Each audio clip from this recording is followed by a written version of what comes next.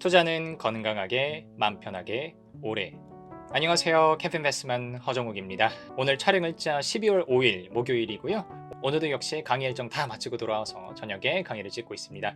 오늘은 APS의 교환사채 발행과 관련해서 정리드리면서요. 사실은 APS 그룹이죠. 이 그룹의 주요 계열사들 관련해서 최근에 여러 가지 시끄러운 뉴스들이 있었습니다. 올해 도중에. 그것과 관련이 돼서 교환사채를 발행을 했더라고요. 그래서 이 교환사채 발행과 관련해서 정리를 드리면서 이 관련된 계열사들에 대한 좀 제 코멘트를 드려보도록 하겠습니다. 화면으로 오시죠. APS가 11월 28일이죠. 한 일주일 전쯤인데요. 일주일 전쯤에 교환사채 발행 결정을 냈습니다. 그래서 이 교환사채 자체에 대해서 좀 구체적으로 설명을 드리기 전에 APS의 밑에 있는 기업들에 대해서 한번 말씀을 드려볼게요. 자, 지금 보고 계시는 거는 넥스틴이라고 하는 기업의 주요 주주 현황이고요. AP 시스템과 APS 홀딩스가 현재 나눠 가지고 있습니다. 그 중에서 원래 최대 주주는 APS 홀딩스였는데 올해 중에 KCGI의 이 넥스틴의 지분을 매각한다는 공시가 뜨면서 주가가 출렁였었던 그런 과거가 있죠. 근데 최근에 이제 KCGI에서 이거 매수하겠다라고 하는 계약을 해지하면서 조금 주가가 다시금 변동성을 갖고 움직이는 그런 전례들이 좀 있었습니다. APS 홀딩스 같은 경우는 과거에 이미 자회사 중에 또 계열사죠. 굉장히 알짜배기 계열사죠. AP 시스템이 한 47만 8천 주, 넥스틴 주식 47만 8천 주를 넘겼었던 게 있고요. 여기 지금 요 두 번째, 세 번째 요 두 개 줄 있죠. 요게 이제 KCGI와의 그 계약이 해지가 되면서 발생했었던 그런 상황이고, 뭐 대표주주 윤상복 씨에 대한 언급은 제가 생략하도록 하겠습니다. 어쨌든 상황을 정리해 보면 이런 거예요. APS 홀딩스에서 가지고 있는 넥스틴 지분을 KCGI한테 매각을 하려고 했다가 그게 무산이 되다 보니까 다른 방식으로 넥스틴 주식을 유동할 필요성이 있었던 거죠. 왜 굳이 해야 되느냐에 대해서는 뭐 제가 감히 코멘트를 드릴 수 있는 부분은 아닌 것 같고, 다만 APS 홀딩스 지주회사 입장에서는 넥스틴 주식을 조금 정리하려는 움직임을 가지고 있었던 것 같습니다. 하지만 그게 안 되다 보니까 이후 어떤 행보를 보였었냐면 넥스틴 주식을 자회사인 AP 시스템에다가 처분을 합니다. 그래서 처분 주식수 50만 개를 처분을 하고요. 밑에 보시면 본건은 당사의 넥스틴 보유 주식 일부를 AP 시스템에게 양도하는 사항입니다 라고 나와 있죠. 그래서 가지고 있었던 주식의 일부 50만 주 정도는 다른 계열사인 AP 시스템한테 양도를 했고, 그리고 드디어 일주일 전에 나왔었던 교환사채 공시가 어나더 차원으로 넥스틴 주식을 유동화하겠다라고 하는 그런 계획이라고 보실 수 있겠습니다. 먼저 조건부터 확인하실게요. 자, 교환사채 얼마 발행을 하냐면 280억 정도를 발행을 합니다. 표면이자율 0%, 만기이자율 1% 확인하시고요. 만기일은 2029년이니까 5년으로 잡으시면 될 것 같습니다. 하지만 교환사채이기 때문에 저희들한테 중요한 건 이 금액은 아니죠. 교환권과 관련된 소식 한번 전해드려 보겠습니다. 자, 교환권에 대해서 말씀드리기 전에 오랜만에 교환사채에 대한 데피니션을 한 번 더 말씀을 드려보면, 교환사채는 일반적인 회사채에다가 교환권이라고 하는 옵션이 붙어 있는 거예요. 일반적인 사채는 채권자 입장에서 빌려준 원금에 이자를 포함해서 만기 때 돌려받는 구조로 되어 있는데, 교환권이 포함되어 있으면 이 포함된 교환권을 채권자가 행사하게 됐을 때 사전에 계약에 정해진 교환 대상을 원금 혹은 원리금 대신해서 줄 수 있는 그런 조건의 장치가, 혹은 옵션이라고 표현합니다만, 그게 교환권이라고 말씀을 드렸습니다.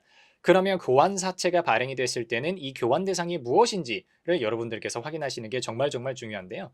지금 보시면 넥스틴 김영식 보통주 40만 주라고 되어 있죠. 그럼 앞에서 AP 시스템한테 처분했었던 게 50만 주, 그리고 이번에 교환사채로 사실상 유동하는 물량이 40만 주라고 되어 있으니까 총 90만 주 정도를 유동화하고자 하는 APS 홀딩스의 전략이라고 보시면 되고요. 굉장히 좋았었던 건, 사실 넥스틴 주주분들 입장에서 상당히 긍정적으로 평가할 만한 것은 교환 가액입니다. 교환 가액 보시면 7만 원으로 설정이 되어 있잖아요. 지금 여기 보시면 기준 주가가 이렇게 계산이 된다라고 나와 있는데, 그거에 115%라고 나와 있어요. 그러니까 할증을 했다는 얘기거든요.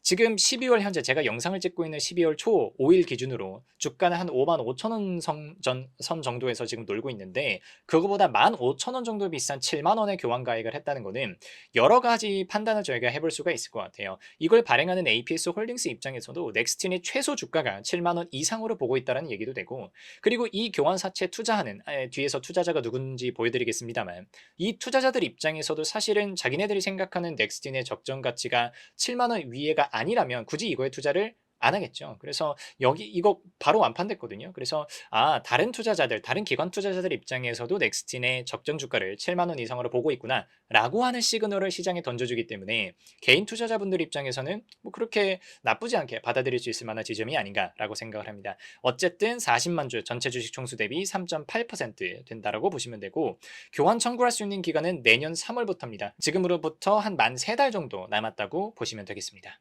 그리고 콜옵션, 풋옵션 오랜만에 확인해 드리겠습니다. 콜옵션은 없고 풋옵션만 있더라고요. 풋옵션은 뭐냐면 채권자들이 행사할 수 있는 권리고요. 채권자들이 만기가 되기 전에 특정 조건이 해당하거나 자기네들이 더 이상 이 회사 APS 홀딩스한테 돈을 빌려줄 수 없다라고 판단하는 경우에 이 풋옵션을 행사하게 되고요. 그럼 만기가 되기 전임에도 불구하고 APS 홀딩스는 교환사채 투자자, 채권자들한테 이 원금을 갚아줘야 됩니다. 그래서 상당히 채권자들한테 유리하게 설정된 구조의 풋옵션이라고 생각을 하시면 되겠고요. 그럼 도대체 이걸 누가 가져가느냐라고 하면 지금 쭉 쓰여져 나는데 맨 위에 두 줄만 보시면 되겠습니다. KB증권하고 사는캐피탈 이 두 회사가 가져가고요. 이 친구들이 앞에서 제가 말씀드렸던, 물론 사실 증권사 차원에서는 이거를 또 가져가서 여러 가지 인스트루먼트들을 통해서 셀다운하는 구조로 가져가겠지만 어쨌든 이 두 친구는 적어도 넥스틴의 적정 주가가 7만 원 이상이다 라고 판단한다는 점에서 여러분들께서 긍정적으로 받아들이실 수 있다고 말씀을 드리고요. 결국엔 이런 겁니다. 사실 오늘은 APS 홀딩스가 발행하는 교환사채에 대한 설명이지만 그 교환 대상이 되는 넥스틴에 대한 설명을 오랜만에 좀 드려볼까 해요. 넥스틴은 뭐 제가 과거부터, 다른 고객분들은 기억이 나시겠지만 제가 넥스틴 자체는, 회사 자체는 반도체 소부장 그리고 특히 이제 장비 쪽인데 후궁종에 있어서 상당한 경쟁력을 갖추고 있는 기업이라고는 제가 누누이 말씀드렸죠. 이 회사 손익 지표 같은 걸 보시면 제가 항상 강조드리죠. 영업이익률하고 ROE를 보라고 말씀드리는데 영업이익률 같은 경우는 굉장히 높게 유지가 되고 있습니다. 거의 지금 30% 후반에서 40%대까지도 유지가 되고 있고, 지금 요게 올해 3분기로 찍힌 40%인데 요 40%대는 제가 봤을 때는 앞으로도 상당 기간 유지될 거라고 보여지고요. ROE 같은 경우도 물론 뭐 60, 50 같은 경우는 무시하셔도 되지만 계속해서 높은 수준의 ROE를 유지하고 있다는 점에서 이 기업의 경쟁력은 상당하다라고 볼 수가 있어요. 그러니까 사실은 지금 반도체 사이클, 주식시장에서 반도체의 분위기가 너무 안 좋은 것만 제외하면 이 회사 자체는 독립적으로 상당한 멀티플을 받을 수 있는 회사라는 것을 다시 한번 강조드릴 수 있겠고요.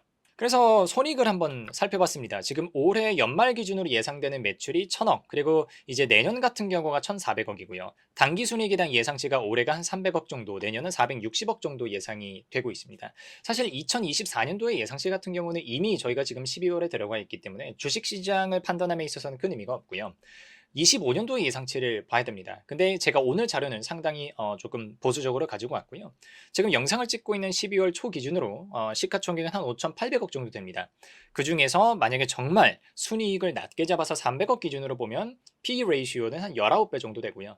그리고 순이익을 만약에 400억 정도, 정말 더 또 보수적으로 잡은 거죠, 사실상. 400억 정도를 잡는다고 하면 15배가 채 나오지 않습니다. 근데 앞에서 마진이 한 40%대 정도가 나오고, 그리고 ROE가 20% 후반, 그리고 30%대까지도 나올 수 있는 기업이라는 걸 감안하면 저는 개인적으로는 PE 레이쇼 같은 경우는 충분히 20배 이상을 줄 수 있다고 봅니다. 물론 이 회사가 리스크가 없는 기업은 아니에요. 리스크가 중국 쪽 매출 비중이 굉장히 높다라고 하는 그런 리스크가 있기는 합니다만, 사실은 저는 오히려 중국이 미국과 관련된 기업들로부터 소재, 부품, 장비를 받아오는 게 거의 막힌, 앞으로 내년부터는 사실 막히게 되겠죠. 그런 상황에서는 오히려 한국의 넥스틴 같은 업체들로부터 더 공격적으로 장비를 주문할 가능성도 없지는 않다라고 생각을 합니다. 이 친구는 원래부터 중국 쪽의 매출 비중이 원체 높았었던 기업이라 아마 다른 외교적인 상황으로부터의 그런 영향을 조금 최소화할 수 있지 않을까라고 생각을 합니다. 오히려 역발상을 좀 해보는 거죠.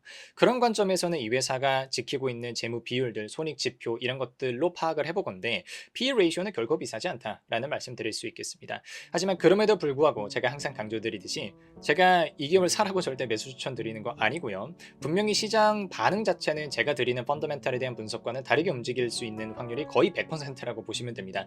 저도 항상 좋은 기업들을 발굴을 해놓고 항상 물려들 있는 그런 유형의 투자자이기 때문에 제가 지금 이렇게 말씀드린다고 해서 당장 넥스틴에 대해서 좋은 평가, 주식 차원에서 좋은 평가를 드린다는 말씀은 아니고, 여러분들께서 정 관심이 있으시면 한번 기회를 잡고 찾아보셨으면 하는 마음에서 정리를 드렸고요. 다시 한번 강조드리지만 이번 APS 홀딩스에서 교환 대상을 넥스틴 보통주로 걸고 나온 교환사채는 넥스틴 주가 입장에서 사실은 그렇게 손해볼 만한 소식은 아니다 라고 결론을 지어드릴 수 있겠습니다. 오늘 강의가 도움이 되었기를 바라고요. 여기까지 하겠습니다.